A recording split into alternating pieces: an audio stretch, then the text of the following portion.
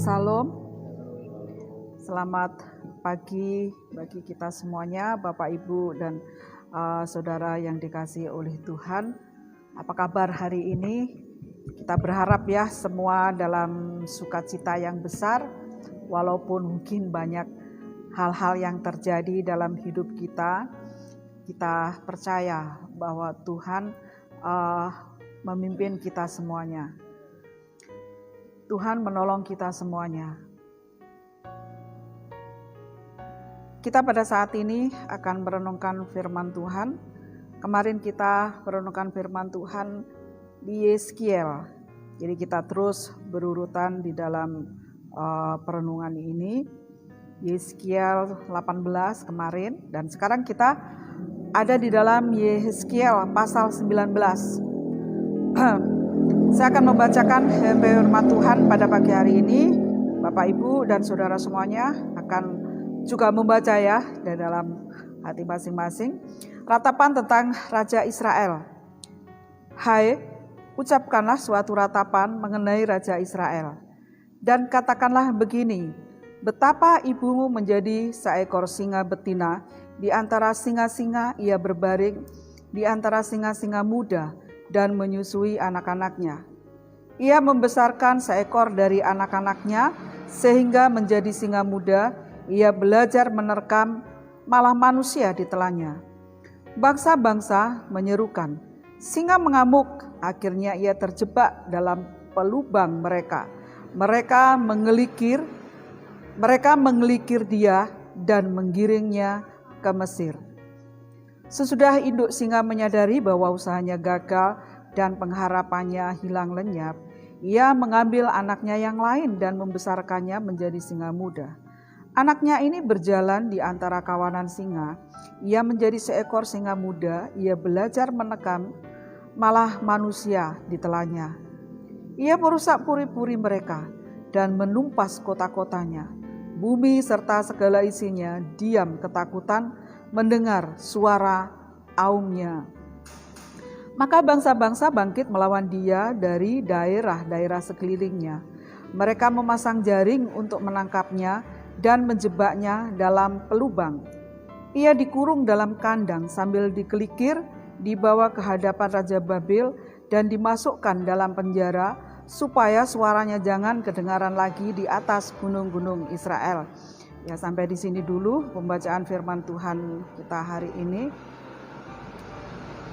Dalam pasal 17 dalam pembacaan kitab Yeskiel kemarin digambarkan bahwa Israel itu seperti burung raja wali ya, dikatakan di situ, dan di sini kembali digambarkan bahwa Israel atau Yehuda itu seperti singa yang singa betina yang melahirkan anak, menyusui, dan setelah anaknya itu besar, dia diajarin, dan setelah diajarin ternyata dia sudah belajar ya,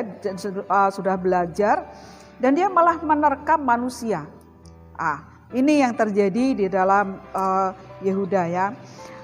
Nah, kita melihat di sini gambaran singa muda yang ganas. Dan nanti kita bisa membaca bahwa juga ada pohon anggur di situ digambarkan. Tetapi kita akan melihat di sini di ayat 1, 2, dan seterusnya yang telah kita baca tadi.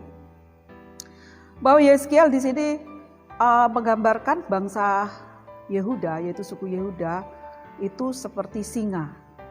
Singa yang melahirkan anak-anaknya. Dan di sini ada beberapa penafsir ya yang mengatakan bahwa singa yang telah besar tadi, singa yang akhirnya setelah menjadi kuat, dia belajar untuk memangsa, tetapi manusia yang dimangsanya itu digambarkan seekor singa jantan muda yang ganas. Singa yang pertama ini melambangkan adalah Raja Yoahas ya. Saya teringat ada seorang hamba Tuhan juga yang nggak bisa bilang Yoahas, jadi Yoah. Nah, di sini memang susah juga ya, kalau memang sudah tua itu mengatakan Yoahas itu susah. Jadi ini menggambarkan adalah Raja Yoahas. Awalnya raja ini memang hebat ya, tampaknya perkasa, hebat. Tetapi satu hal raja ini tidak mengenal Tuhan, dia jahat. Dia melakukan kejahatan-kejahatan itu dan kejahatan itu tidak hanya dia berperang atau membunuh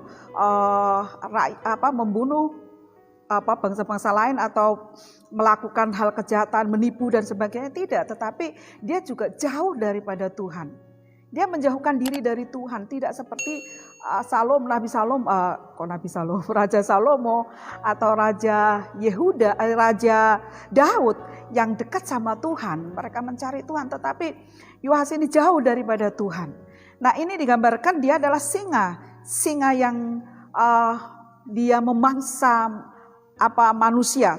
Dia setelah diajari memangsa, tetapi dia malah memangsa manusia itu sendiri.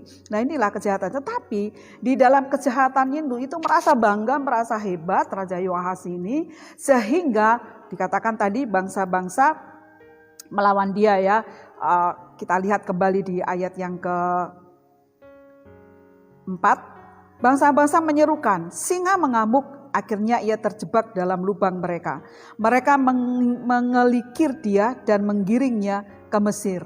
Nah, akhirnya dalam kesombongannya, dalam merasa dia hebat dan dia mengamuk, mungkin dia merasa hebat dan dia akan menyerang siapapun di situ. Dan ini akhirnya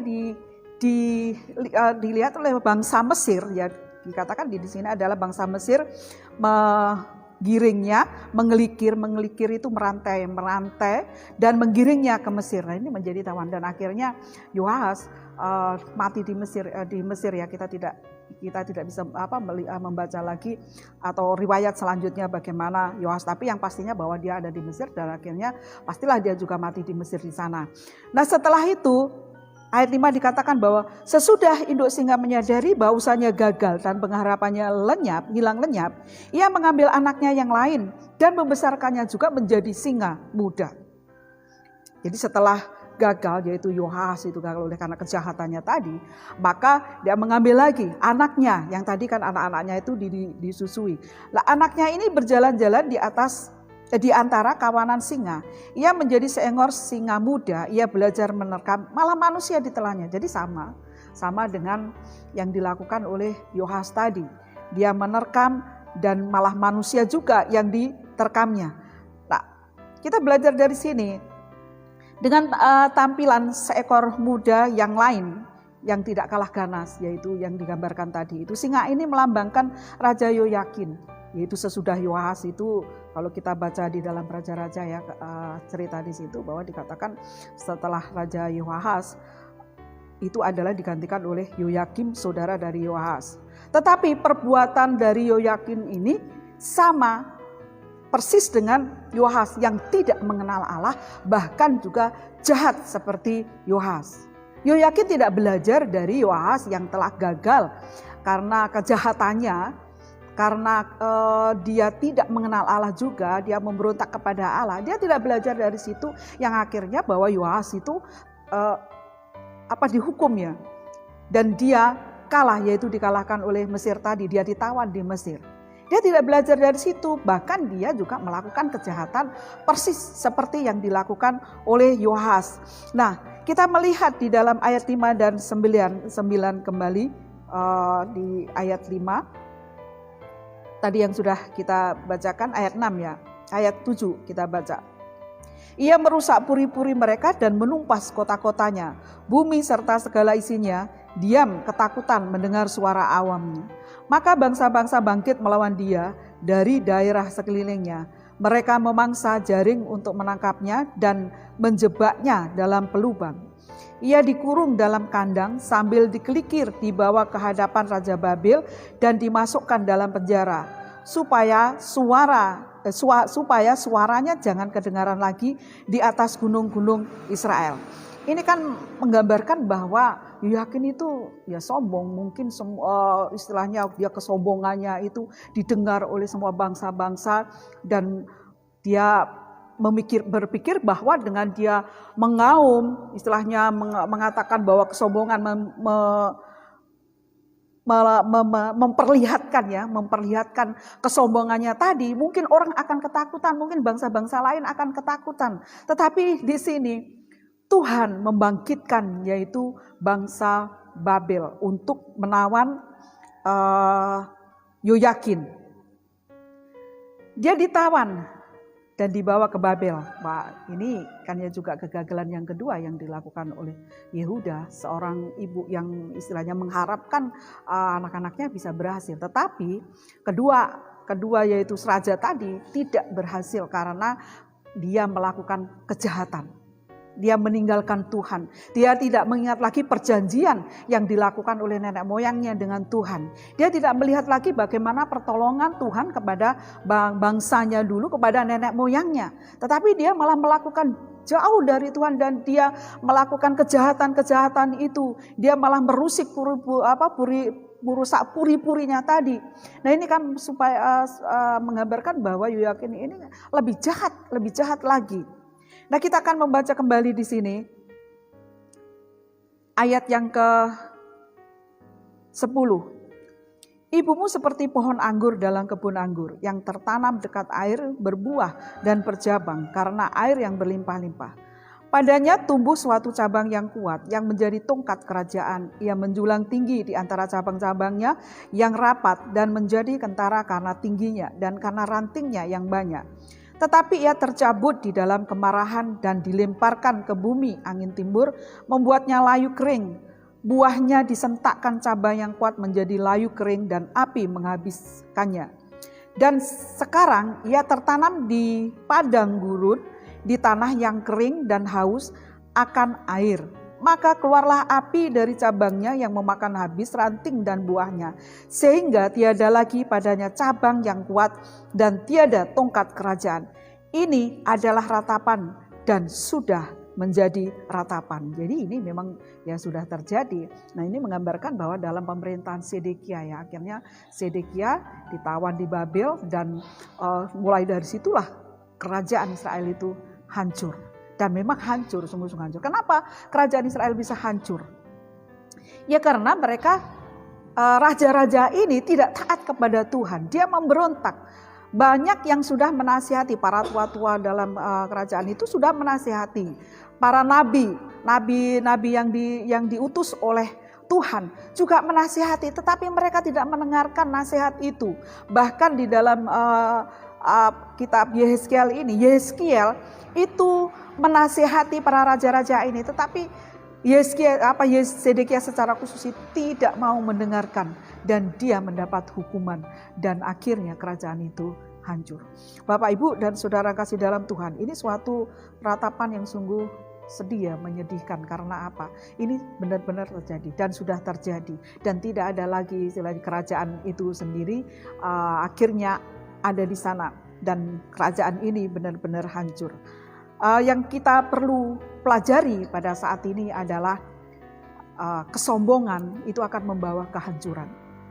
Kita ingat bahwa tidak ada kesombongan itu yang akan bertahan, itu tidak ada.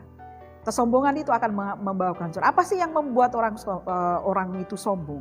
Nah di sini dikatakan bahwa raja-raja itu menganggap dirinya hebat, menganggap bahwa dia yang paling kuat tanpa dia mengandalkan Tuhan. Kalau orang sombong itu memang biasanya ya tidak mengandalkan Tuhan. Kalau orang sombong itu biasanya ya tidak bisa dinasehati. Karena dia merasa hebat, dia merasa bisa, dia merasa kuat. Sehingga tidak mau dia dinasehati oleh siapapun. Karena dia sudah merasa benar hidupnya. Sehingga raja-raja ini melakukan apa yang mereka anggap benar menurut diri mereka sendiri. Nah inilah yang membuat mereka hancur. Jadi hati-hati, kita perlu hati-hati Bapak Ibu dan semua sahabat yang dikasihi oleh Tuhan supaya tidak ada kesombongan di dalam diri kita. Kita perlu merendahkan hati karena kesombongan inilah yang membawa bangsa Israel itu jatuh dan akhirnya semua kerajaan itu dimusnahkan oleh Tuhan, dihancurkan oleh Tuhan.